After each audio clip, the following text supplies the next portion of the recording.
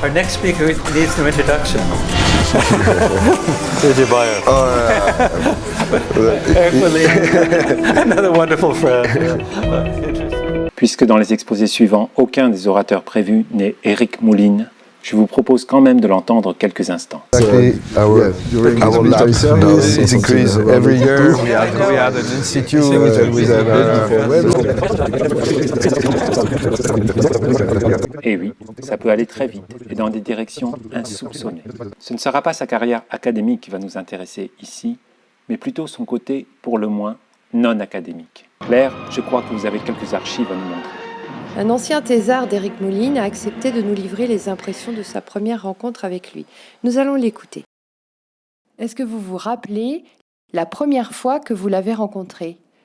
Comment est-ce que vous pouvez le décrire ? C'était lors de ma soutenance de stage d'ingénieur. J'avais passé un slide introductif où je prenais des exemples de marques que j'avais eu à reconnaître comme Siemens ou Moulinex. Il s'est relevé et il m'a dit « C'est parce que je m'appelle Mouline que tu as pris cet exemple ?»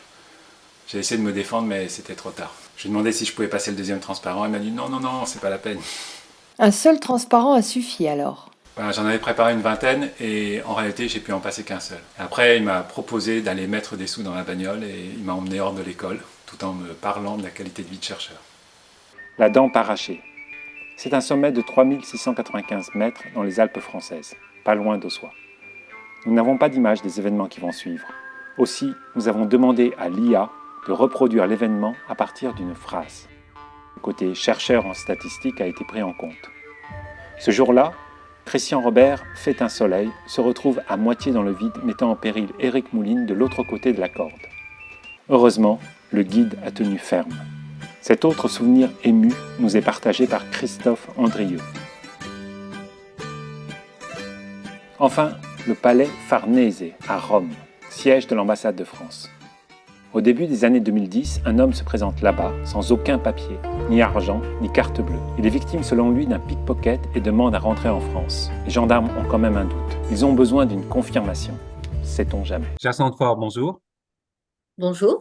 Devant les gendarmes, vous avez attesté qu'il s'agissait bien d'Éric Mouline. Est-ce qu'ils vous ont vraiment cru ? Tout à fait.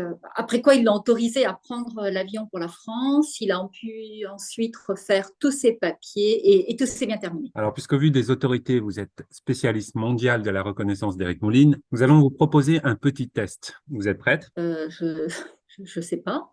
Soyez pas modeste. Regardez bien la photo. Est-ce que vous le reconnaissez ? Non, je crois pas. Il n'a jamais été gendarme. Eh bien, regardez, il s'agissait bien d'Éric Mouline. C'est un homonyme. Vous avez raison. Un vrai test cette fois. Si je vous dis qu'il s'agit d'Éric Mouline faisant un exposé scientifique dans un gymnase. Mais avec lui, pourquoi pas ? Cette personne lui ressemble. Je rajoute quelques secondes de vidéo. It seems that diffusion-based model takes the power. Je pense que c'est bien lui. Regardons ensemble. The distribution can be quite complex. So Specific. Always is very important Il s'agit de Jordi Ribera, entraîneur de l'équipe nationale espagnole de handball. Cela dit, nous n'étions pas si loin. Car considérant son bureau comme un vestiaire, Eric se met volontiers en tenue de sport, toutes portes ouvertes, selon un souvenir amusé de Jean-François Cardozo. Une autre caractéristique, m'a-t-on rapporté, ce sont les rendez-vous quasi simultanés, avec pour conséquence l'errance de toutes sortes de gens le cherchant désespérément dans les couloirs du labo. Cela a d'ailleurs inspiré un célèbre réalisateur qui en a fait un film, avec pour interpréter le rôle d'Éric Mouline, un autre Éric, connu lui pour son art de taquiner le ballon.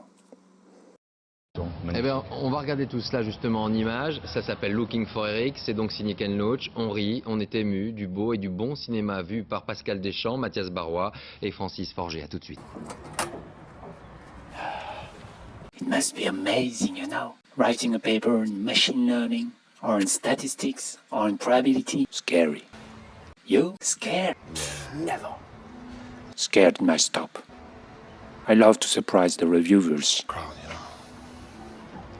Every time in every paper I'm trying to offer them a gift. At some points they don't understand me, but once they do, They accept the paper. and the results are unveiled to the world at my greatest risks. It depends on the limit you set yourself. No paper, no risk. You see? You're a poet of mathematics. Ah, that's a beauty. Magnifique!